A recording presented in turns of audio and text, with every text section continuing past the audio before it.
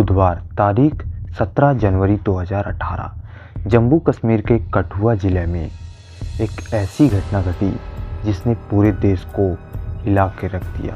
यकीन मानिए, इस घटना को पूरी तरीके से जानने के बाद आपकी भी रूह कांप जाएगी। कठुआ ज़िले में ही एक मंदिर था, बाबा कालीवीर मंदिर। रोज की ही तरह गांव के लोग इस मंदिर में पूजा करने आए थे, मगर 17 जनवरी को यहाँ पे कुछ ऐसा देखने को मिला जिससे कि लोग सहम गए। मंदिर से कुछ ही दूरी पे लगभग 7 से 8 साल की बच्ची की लाश मिलती है।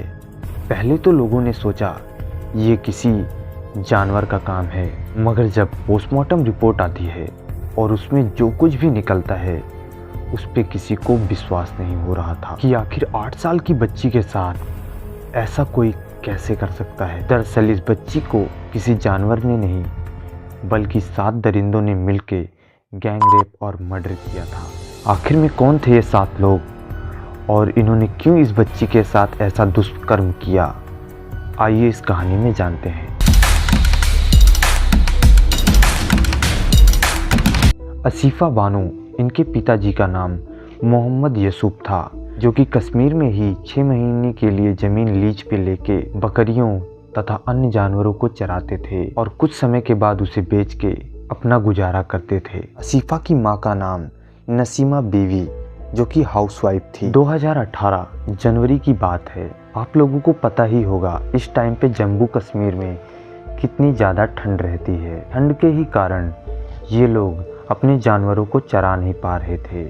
लेकिन 10 जनवरी को आसिफा अपने माता पिता से जिद करती है और कहती है मैं घोड़ों को बाहर चराने जाऊंगी, जिस पे आसिफा के पापा तुरंत इनकार करके कहते हैं कि तुम कहीं नहीं जाओगी। लेकिन उसी पे आसिफा काफ़ी जिद करती है, तो उसकी माँ आसिफा को कहती है तुम घोड़ों को चराने जाओ लेकिन जल्दी घर वापस आ जाना। आसिफा हामी भर लेती है और घोड़ों को जंगल की ओर चलाने ले जाती है।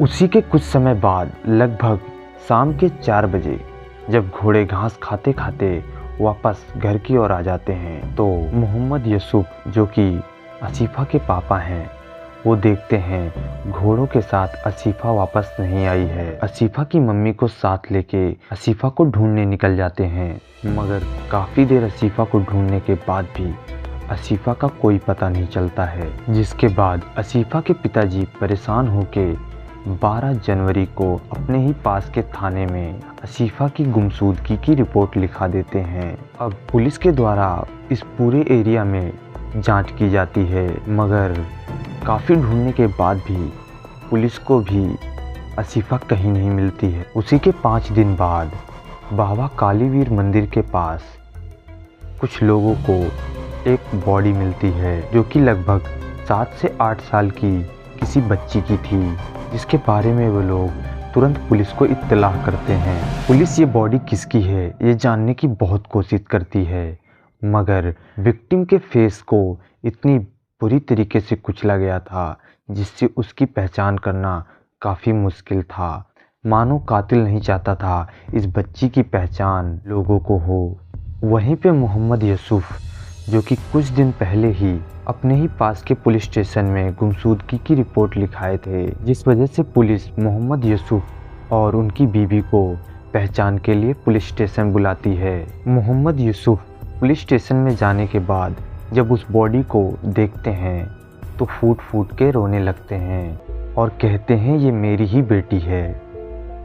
आसिफा, जो कि महज 8 साल की मासूम बच्ची है, मगर उसके साथ करीब 7 लोग मिलके उसका गैंग रेप और मर्डर किए थे और ये लोग तब तक उसके साथ दुष्कर्म करते रहे जब तक कि उसकी डेथ नहीं हो गई। और फॉरेंसिक रिपोर्ट में ये भी पता चलता है कि लगभग 7 दिनों तक ये लोग लगातार उसके साथ ये दुष्कर्म किए थे, जिसकी वजह से उसके प्राइवेट पार्ट भी डैमेज हो गए थे। और सबसे चौंका देने वाली बात, ये लोग ये दुष्कर्म एक मंदिर के बेसमेंट में किए थे। उसी मंदिर में काम कर रहा एक व्यक्ति जिसका नाम सांजी राम था, वही इन सब चीज़ों का मास्टरमाइंड था और यहाँ तक कि उसका सगा बेटा और भतीजा भी इन सब मामलों में इन्वॉल्व था। ये तो हो गई 3 लोगों की बात, मगर बाकी के जो 4 लोग बचे हैं हो सकता है उनके बारे में बताने के बाद आपको विश्वास ना हो। बाकी के 4 लोगों में से 2 लोग दीपक खजूरिया और प्रवेश कुमार, ये दोनों पुलिस ऑफिसर थे, और 2 लोग तिलक राज जो कि हेड कांस्टेबल था, और आखिरी व्यक्ति अरविंद जो कि सब इंस्पेक्टर था। यही 7 लोगों ने मिलके उस 8 साल की मासूम बच्ची के साथ दुष्कर्म किया था। और यहीं पे एक चौंका देने वाली बात सामने आती है, जो कि इन 7 दरिंदों में से एक नाबालिग भी था। अब ये खबर उस टाइम पे पूरे देश में फैली थी और इस बच्ची के लिए पूरा देश इंसाफ मांग रहा था। यहाँ तक कि बड़े बड़े सेलिब्रिटी भी जस्टिस के लिए वीडियो बना के सोशल मीडिया पे अपलोड कर रहे थे। डिस्गस्टिंग, सबसे 3rd ग्रेड जो क्राइम है। देखिए, बोलने के लिए इम्पल्सिवली तो ये पहले ये आता है कि मार देना चाहिए सालों को। आप इंडिया गेट पे 1 लाख पब्लिक बुलाइए, जो कि आएंगे लोग, और इनको ऐसे गाड़ी रोकिए और लोगों को बाहर पब्लिक पे छोड़ के चले जाइए, बस। लेकिन कहते हैं ना, हमारे देश में इंसाफ मिलना काफ़ी मुश्किल है, और वही चीज़ इस केस के साथ भी हुई। लगभग 100 से भी ज़्यादा बार इस केस की हेयरिंग कोर्ट में हुई, और काफ़ी समय के बाद 10 जून 2019 को कोर्ट ने अपना फैसला सुनाया, और इन सब चीज़ों में जितने लोग शामिल थे उन्हें सज़ा दी। सांजीराम, दीपक खजूरिया और प्रवेश कुमार, इन तीनों लोगों को लगभग 25 साल की सज़ा सुनाई, और बाकी के लोगों को लगभग 5 साल की सज़ा दी गई।